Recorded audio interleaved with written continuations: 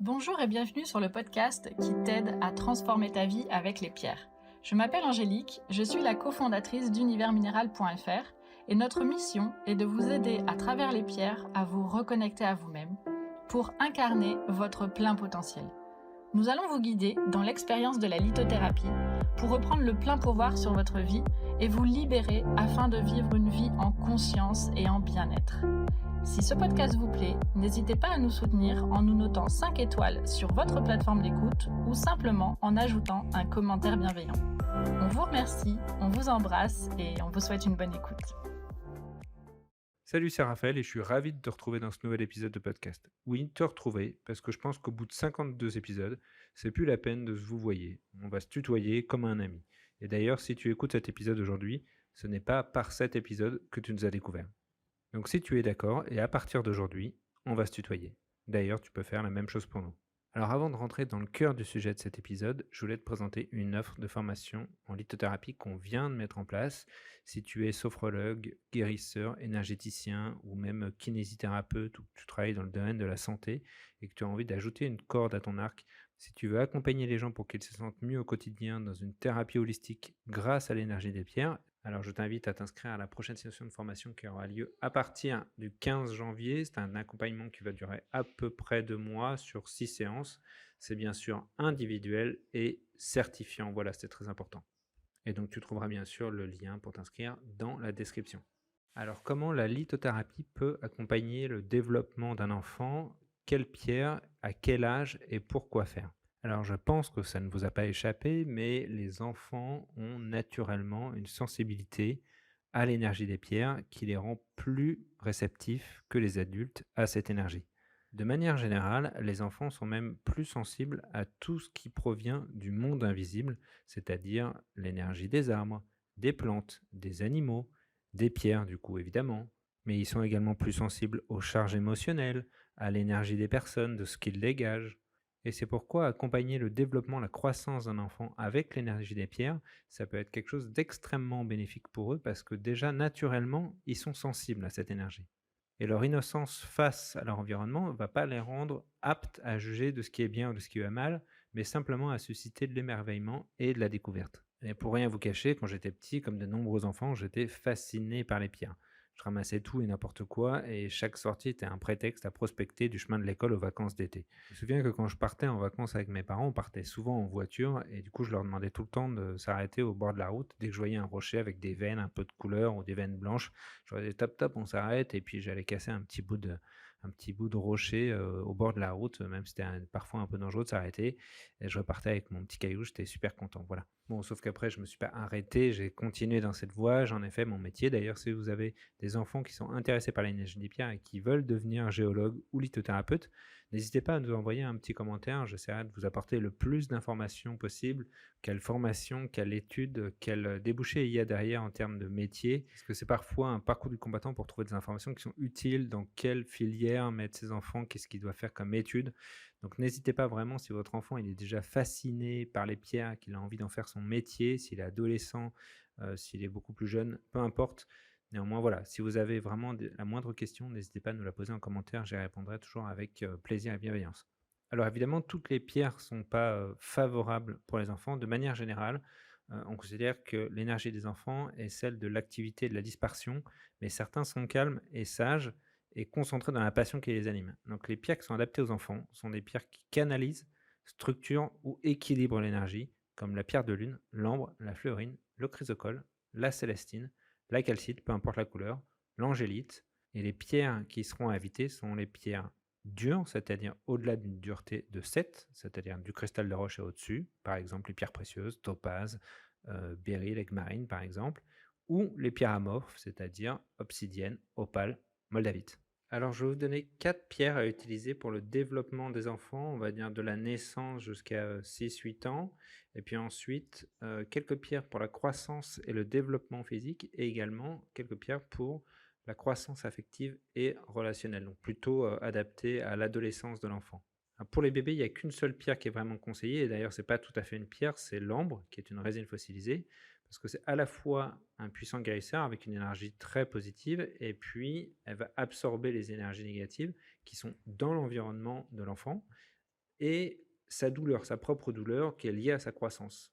En fait, elle va faciliter l'ancrage des énergies dans le corps et elle va soulager les voies respiratoires, les muqueuses et évidemment les gencives. Ce qui est très important, c'est que si vous donnez de l'ambre à un enfant, comme un collier par exemple ou un bracelet, c'est très important que la maman porte ce collier ou ce bracelet avant de la faire porter au bébé et c'est comme ça en fait que ce collier va se charger de la chaleur et de l'énergie maternelle. Ensuite, une pierre qui est très conseillée dès l'âge de 3 ans, c'est la calcédoine bleue, qui est une pierre qui est très apaisante, qui est également aussi très positive et qui va aider à l'expression des sentiments de l'enfant. C'est une pierre qui est réconfortante et qui va bannir la sensation d'être rejeté, la sensation d'abandon et qui va apaiser toutes les émotions un petit peu violentes comme la colère ou l'impression d'être incompris, etc. Ensuite, une pierre qui accompagne très bien l'enfant dans sa scolarité, c'est la fluorine. C'est une pierre d'ordre qui va combattre le chaos et qui renforce la confiance en soi. C'est une pierre qui va élargir le champ des possibles et puis qui va protéger des influences néfastes, celles qu'on rencontre souvent quand on arrive à l'école. Donc c'est très important d'avoir cette pierre de fluorine qui vraiment remet du discernement et de la clarté dans toutes les choses. Pour les petites filles, la pierre parfaite, c'est la pierre de lune, qui est une pierre d'équilibre et qui va accompagner la découverte de sa féminité.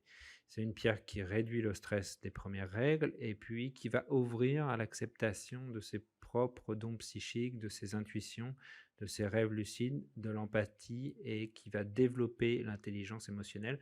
Souvent, on dit que les filles se développent plus rapidement que les garçons au niveau émotion. Ben, c'est souvent le cas et cette pierre de lune va pouvoir aider à ce développement émotionnel et faire en sorte qu'il soit moins chaotique et à l'accepter plus facilement. Alors, je vous conseillerais plutôt de faire porter ces pierres en bijoux aux enfants, un bijou qu'ils apprécient. Comme ça, ils auront plaisir à le porter au quotidien et l'énergie des pierres pourra les accompagner de manière quotidienne sur toute leur journée, sur toutes leurs activités. En termes de croissance physique, en fait, l'enfant va développer un certain nombre de processus afin d'en tirer l'énergie nécessaire à son développement. Et si l'essentiel de cette énergie elle provient de son alimentation, certaines pierres vont l'aider à stimuler son métabolisme et à favoriser l'assimilation des sels minéraux et des oligoéléments. Il y a une pierre qui est particulièrement conseillée, qui est l'apatite et qui va aider à renforcer sa structure osseuse et musculaire dans cette phase de croissance qui peut être très importante. Alors, je vais vous donner 3 pierres qui vont aider à la croissance et au développement physique de l'enfant. Un, le jade, qui est une excellente pierre de soutien et qui va renforcer l'action des reins et des organes qui sont chargés d'éliminer les toxines du corps. C'est une pierre également qui est anti-stress, qui va aider à éliminer le stress scolaire, notamment en période d'examen. Et puis, c'est évidemment une pierre de chance, donc c'est toujours intéressant. L'apatite, qui est une pierre qui contient du phosphate, donc comme nos os, et en fait, elle va renforcer la structure de nos os en facilitant l'assimilation du calcium. Mais c'est également une pierre qui va soutenir l'apprentissage et qui va maintenir l'envie d'apprendre, qui va éliminer la frustration et la peur du regard des autres, qui peuvent être très importantes lorsqu'on commence à devenir adolescent, et puis qui va développer, qui va maintenir la motivation et qui va réduire la fatigue émotionnelle.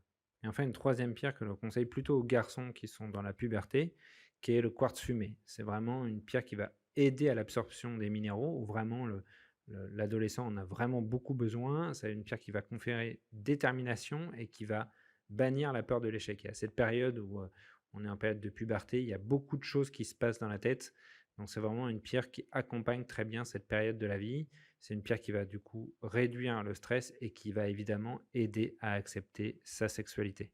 Je vous en conseille une quatrième, surtout si vous avez un enfant qui est un petit peu difficile, qui est l'œil de tigre. C'est vraiment une pierre qui est adaptée aux adolescents, garçons, mais aussi aux filles. Ce n'est pas uniquement aux garçons. C'est une pierre qui va vraiment les protéger des dépendances. Si vous sentez que votre enfant il est déjà un petit peu influençable ou addict à certaines choses, c'est vraiment une pierre qui va l'aider. Ça va lui conférer une clarté d'intention, ça va réduire sa fierté et son obstination, pardon. Et c'est vraiment une pierre qui aide à admettre ses propres besoins et pas ceux des autres. Voilà, souvent on vit au travers les autres quand on est adolescent. Là, l'œil de tigre, ça va les remettre sur le droit chemin. Donc contrairement aux pierres à faire porter par des jeunes enfants plutôt en bijoux, là vraiment vous pouvez utiliser des pierres roulées ou des pierres brutes. Évidemment là c'est des pierres qui sont microcristallines pour le jade, l'apatite et l'œil de tigre, donc c'est mieux que ce soit des pierres roulées. Pour le quartz fumé, vous pouvez très bien prendre un beau cristal de quartz fumé naturel. C'est très bien. Vous les mettez sur la table de chevet ou vous les lui donner de manière à ce qu'il l'utilise le plus fréquemment et de manière quotidienne. Ça, encore une fois, c'est très important. Ça doit être comme une routine. Si c'est une fois de temps en temps, ça ne marchera pas. Pour la croissance affective et relationnelle de l'enfant, je vais là encore vous donner 3 pierres parce que finalement, l'enfant, il va passer par plusieurs phases. Au départ, d'un sentiment de sécurité maternelle qu'il aura créé par un lien affectif fort avec sa maman.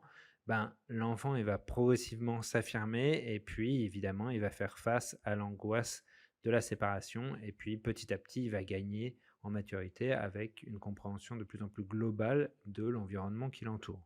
Donc pour accompagner l'enfant dans son développement affectif, bien sûr, la pierre indispensable, c'est le quartz rose qui est vraiment le symbole de l'amour inconditionnel, de l'amour finalement maternel et qui va être une pierre de tendresse et de sécurité affective. C'est une pierre calme, c'est une pierre rassurante et qui va rétablir la confiance dans les relations affectives et qui va calmer les crises d'angoisse de l'enfant, les crises de panique qu'il peut avoir de temps en temps et qui va l'aider à s'endormir. Une seconde pierre qui est très importante, c'est le chrysocole qui est vraiment la pierre pour rétablir et maintenir l'harmonie dans les relations, à la fois dans la relation du couple, pour les parents, mais également dans l'harmonie de la famille.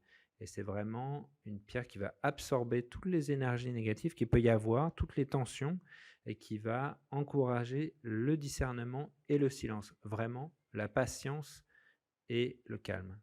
Et enfin, une pierre qui est très connectée à l'énergie, à l'innocence de l'enfant, c'est le larimar. C'est vraiment une pierre qui va apporter un équilibre émotionnel et qui va dissiper toutes les émotions un peu erratiques comme la peur, les tendances à l'autosabotage, la culpabilité, le stress qui est lié au changement inévitable, par exemple un déménagement, un changement d'école, etc.